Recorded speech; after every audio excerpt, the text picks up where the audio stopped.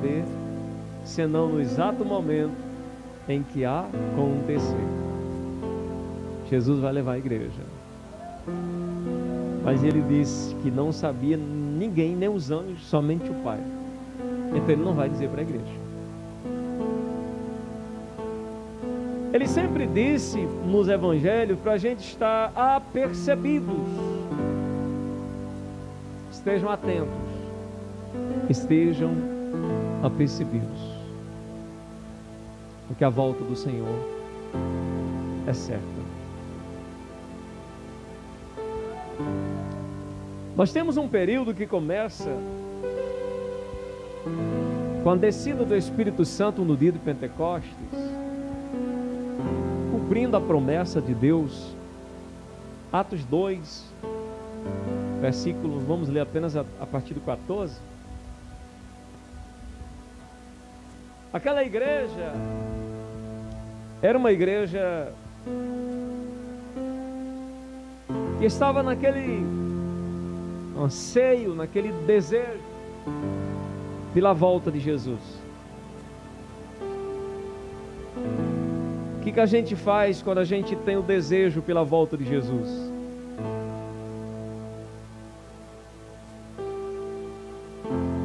Recentemente, num dos cultos da região, falei sobre...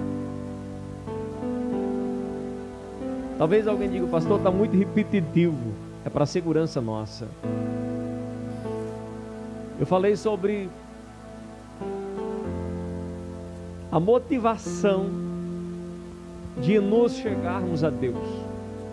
O que está motivando a gente? Quando foi que dobramos os nossos joelhos, a não ser por causa de problemas, para Deus solucionar? Porque quando a gente busca o doutor, quando a gente busca o promotor, quando a gente busca o médico, a gente busca o amigo, a gente busca o irmão, busca o pai, mãe, filho, enfim, e não tem jeito, vamos buscar Deus. Mas quando foi que nós buscamos a Deus? Pelo desejo de estar preparado para o momento do arrebatamento. Quando foi? Quando foi que deitamos à noite pensando, Deus, o Senhor disse que ia enviar o seu Filho e não disse a hora, nem um dia, pode ser ainda hoje. Então quero conversar contigo e pedir tua graça, que eu possa não estar apenas vestido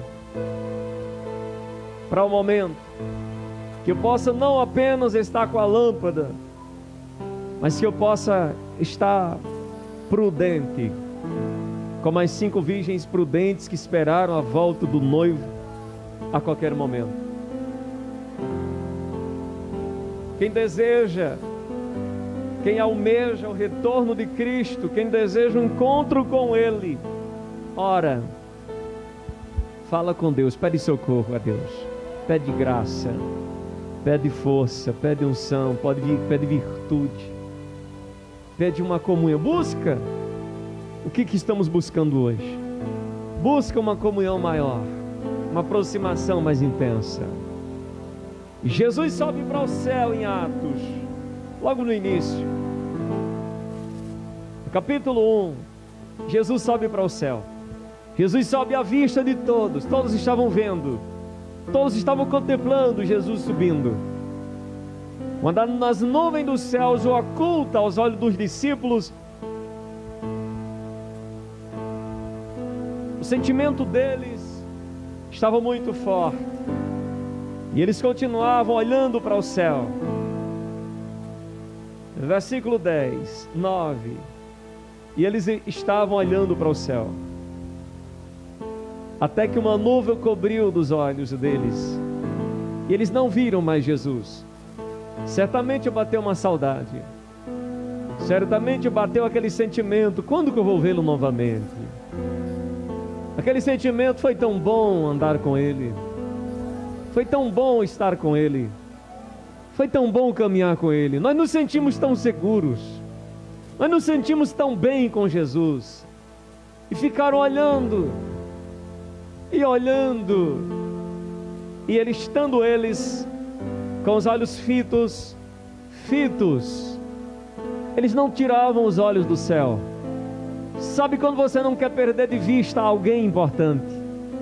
Quando você não quer perder de vista algo importante, você fica fixa a visão, você não bate o olho.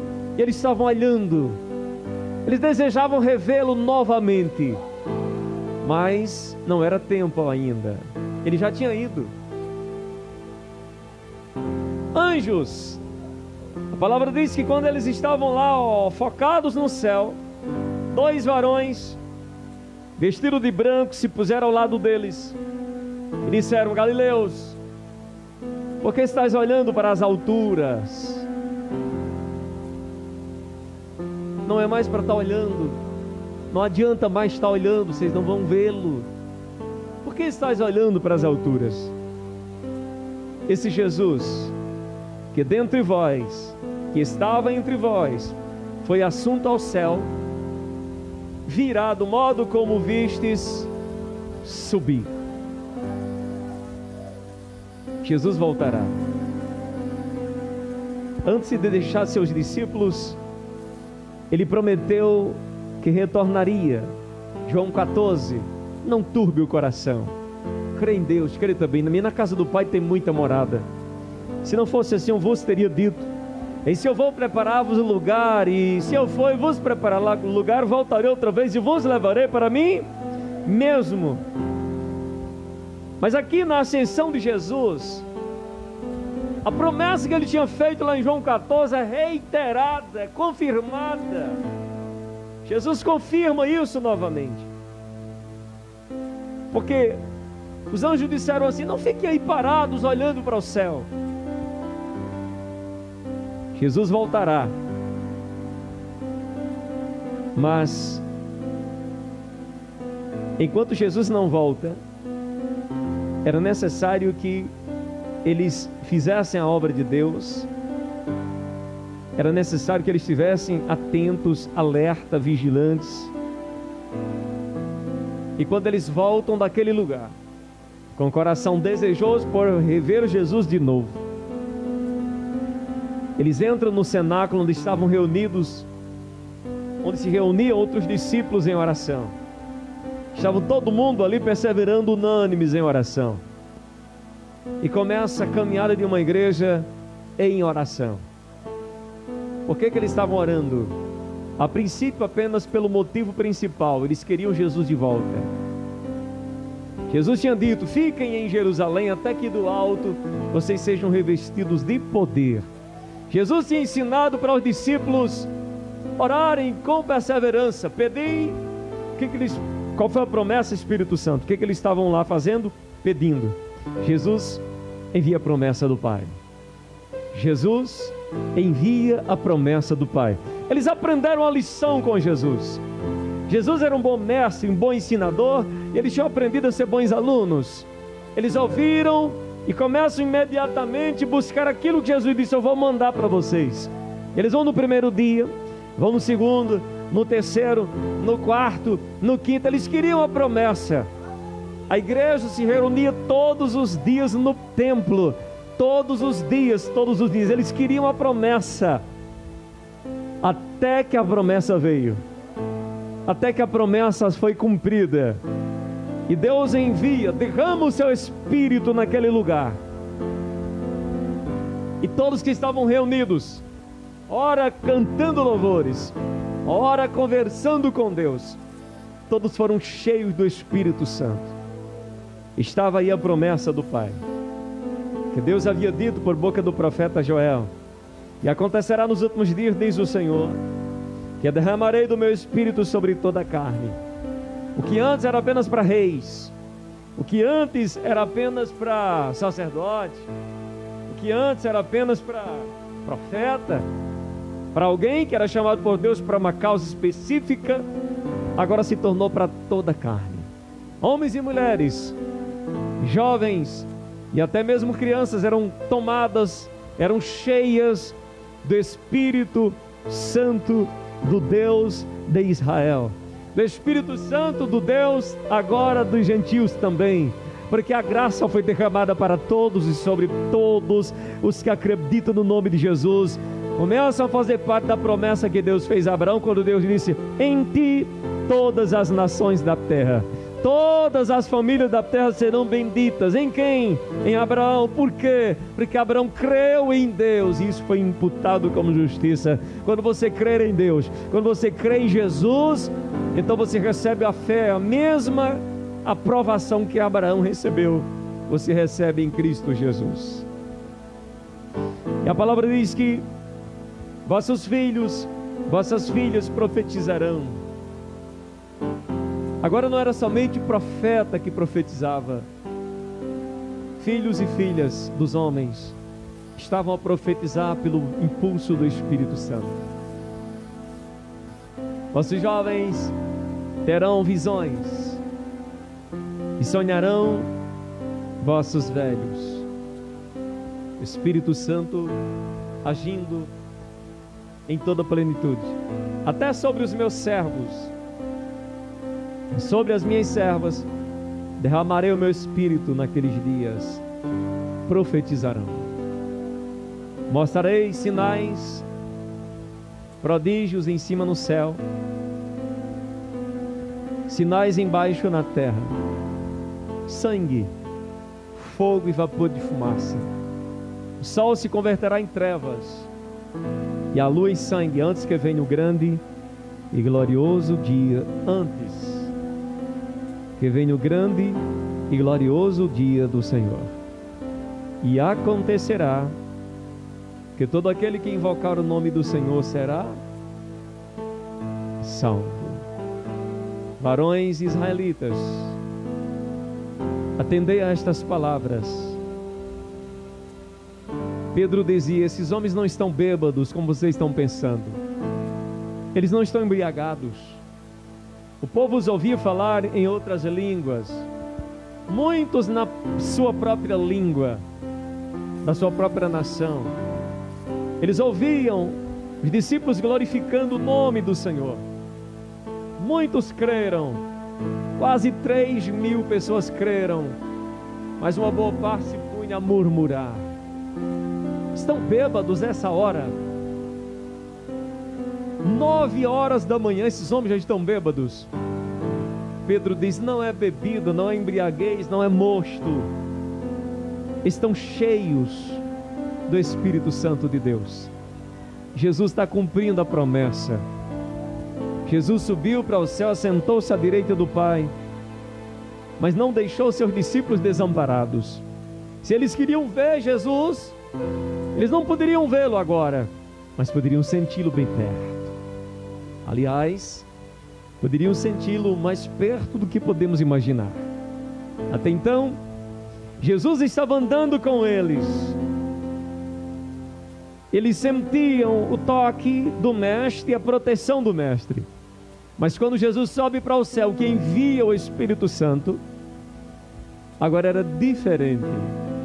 Eles podiam sentir não somente Jesus perto, como poderiam sentir Jesus dentro dos seus corações.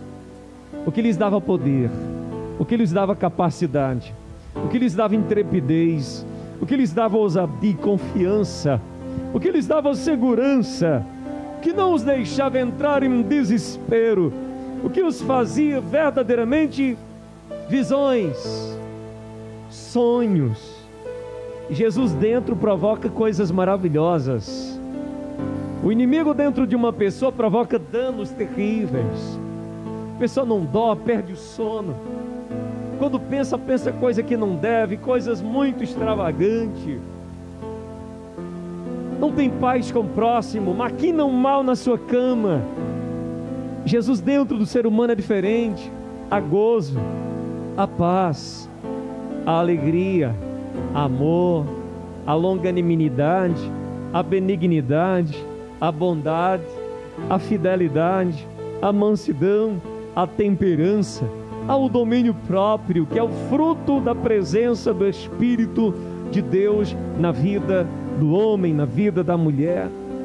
Jesus está cumprindo a promessa, o Espírito Santo foi enviado, a igreja está revestida do poder, Jesus começa a salvar multidões, atraídas pelo poder da palavra, multidões atraídas pelo poder do Espírito Santo de Deus. As pessoas se entregam para Jesus no meio da rua, mas não estão preocupadas com o que alguém vai achar, deixar de achar. A mulher não estava preocupada, o que o marido vai dizer de mim, meu Deus, quando eu chegar em casa. Ela contemplou algo tocou no coração de tal maneira que muitos diziam assim: o que faremos? O que faremos para ser salvos? Pedro proclamava em alto e bom som: arrependei-vos e convertei-vos, para que sejam apagados os vossos pecados, e venham assim os tempos de refrigério pela presença do Senhor. E aqueles que criam no meio da rua mesmo, eles sinalizavam que eram agora de Jesus. Começou uma grande perseguição em Jerusalém, mas a perseguição não fez a igreja murchar, pelo contrário, a perseguição fez a igreja crescer. Porque por onde os cristãos iam fugindo, eles iam falando de Jesus, levando a semente do Evangelho para mais longe. O Espírito de Jesus que estava dentro deles, eles não conseguiam ficar quietos, calados.